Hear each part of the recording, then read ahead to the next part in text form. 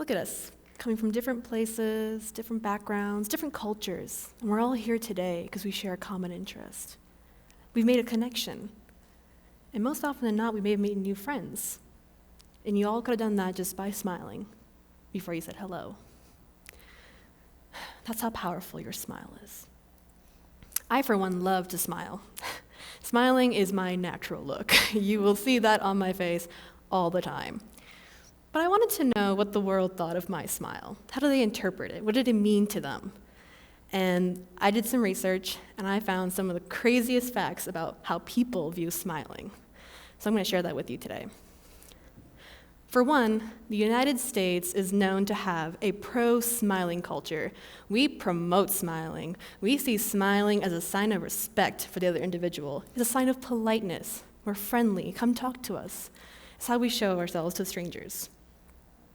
But the other side of the world has a very different interpretation.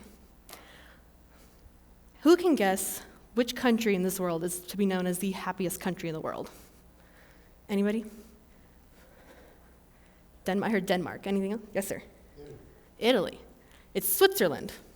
Switzerland is known to be the happiest country in the world. Yet, visitors report about how often they don't see a smiling Swiss when they go around. Why is that? Why aren't the Swiss smiling at me if they're supposed to be the happiest country in the world? It's because the Swiss people value privacy. They literally keep their professional and personal lives apart. So unless they don't know you, they're not going to be flashing off any teeth anytime soon. A very similar concept is happening in Russia. Russians are known to not typically smile at strangers, mainly because they don't see smiling as a form of politeness. Instead, they find it kind of insincere. In fact, if they see a stranger smiling at them, they're starting to wonder, why are they smiling at me? What did I do? Is my hair wrong? Something on my clothes? Oh my God. They're starting to wonder, why are you smiling at them? Stop smiling. So they're not going to smile back. On top of that, they don't find it really appropriate to be smiling when you're in a work environment, a serious work environment. No smiling allowed. Stop smiling. If you're smiling, it's a duty smile. But don't get me wrong, Russians do smile, and they smile to express good mood. So once again, when they're relaxed and they're super happy, you'll find them smiling. In my culture, on a wedding day especially, seldom do you see the bride smiling. Okay, why wouldn't the bride be smiling on her wedding day? Well, back in the norm, the culture very much valued female shyness. The bride is supposed to come down looking very shy, modest, a little sad that she's leaving home, so she's not supposed to be smiling as much. And as a result, a lot of women have very straight expressions in their wedding photos. I look at my mom's wedding photos, and she's got this straight line across her face, and I'm wondering why? Why isn't she happy? But these days, Indian women have become more confident and open-minded, such as myself, and I know I will be smiling on my wedding day. So, yay, that's exciting. Going further east now, we come across Japan. How many of you know that Japanese people don't smile? Does anybody know that? Or heard of that anyways? Well, known fact. They don't smile because they believe that suppressing their emotions will help them improve their relationships with people around them. Don't get me wrong, they do smile when they're happy, naturally, but they also smile when they're angry, sad, or even embarrassed. Why would they do that? Why are they smiling that emotion off? Well, it's because they don't want to show any kind of shame or weakness when they find themselves in that position, because the Japanese value humility. They love humility, and they really respect that. And so if they don't want to show off any weakness or embarrassment, they smile it off until they're alone. And now, also China. China has a big emphasis on your inner and outer groups. The inner groups being family, friends, and the outer group being the world, the strangers. So they don't smile at strangers just carefree either. But funny enough, prior to the Beijing Olympics, when they were having the world come visit them, they encouraged their people to practice smiling by taking a chopstick and placing it between their teeth. This helps develop facial muscles.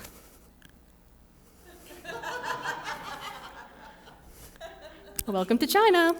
All right, so does anybody wonder now, the power of smile is interpreted very much across the world. What does it take to make that smile?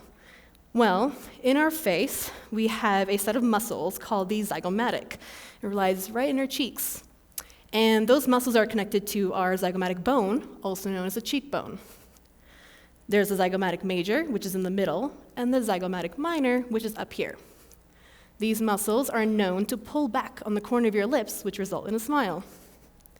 Now, if you also see, around our eyes, we have a muscle called the orbiculus oculi, and they play a role in smiling as well, but I'll get back to that in a moment. In the meantime, in the 1800s, there was a French anatomist named Guillaume Duchesne who studied emotional expressions by stimulating our facial muscles using electrical currents. Okay, that's interesting.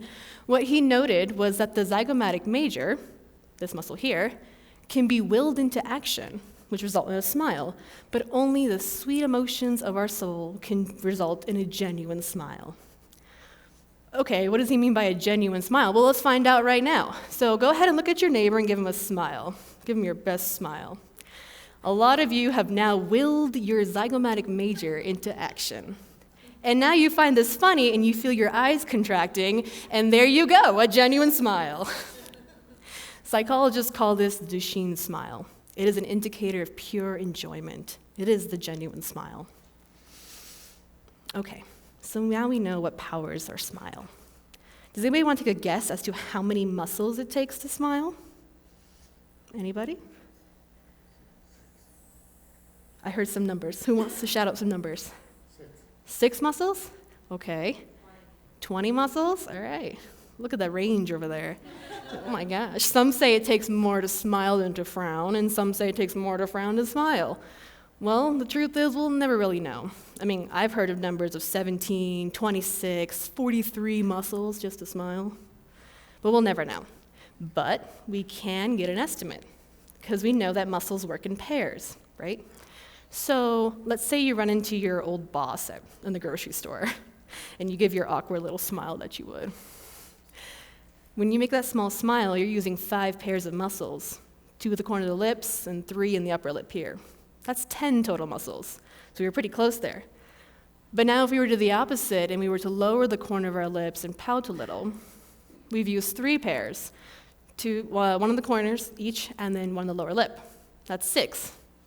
So there you have it, folks, your minimum. Sarah, you were correct. It takes just about 6 minimum to make, well, a sad face. That's okay, because now we have an idea. That's pretty interesting. There's no doubt about it, smiling is good for your health. It releases neurotransmitters. The neurotransmitters release endorphins, which can help lower our stress levels. And I read this in this beautiful talk by Ron Gutman titled The Hidden Power of Smiling. He states that on average, we smile about 20 times a day. I think I do a little bit more than that. But children laugh and smile almost 400 times a day. And it's no wonder why I am genuinely happy when I'm around children. For me, smiling is an amusing state which can lead to laughter. And if you're laughing, that's good. Otherwise, you're taking life a little too seriously. But that's okay. It's okay to know when you have to be serious, because then people will talk to you. And when you start talking to people, you start to listen. And when you listen, you begin to understand. And you understand the people of where they come from and their different cultures, and you appreciate them. And the moment you understand them, you begin to form a connection. And it's that same very connection that can help us create a better world around us. So start making a difference using the power of your smile. Thank you.